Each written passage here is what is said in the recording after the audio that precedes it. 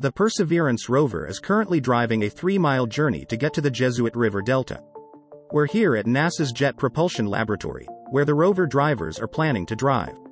We used 3D monitors and 3D glasses to look at the terrain around the rover, and that 3D environment is created from images taken on the previous day on Mars.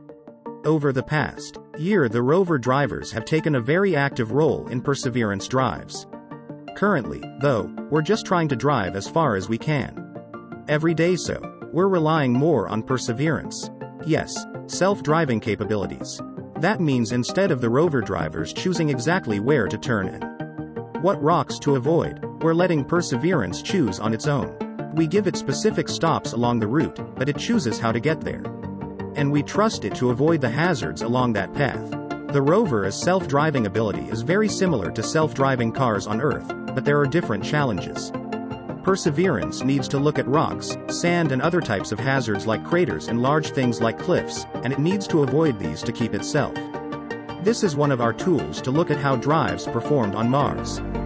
This is the actual map the rover created on board using its left and right cameras as the rover drives this path.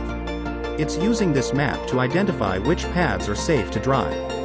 Perseverance is self-driving. Software is a big improvement over previous rovers which also had self-driving capability. Perseverance is able to process and analyze images while the wheels are still in motion. Previous rovers like Curiosity needed to stop, then take images and then process those images before choosing a safe path. Perseverance is able to do all of this while driving. We call this a thinking while driving capability. The Perseverance rover has already broken all of the driving records from previous rovers. This means we're able to drive farther every day than the previous rovers ever were able to. The Perseverance rover has a top speed of 0.1 miles per hour. Now, that doesn't sound very fast, but that does enable us to drive over 300 yards every day and keep the rover safe. Perseverance's self-driving ability is very important to this mission.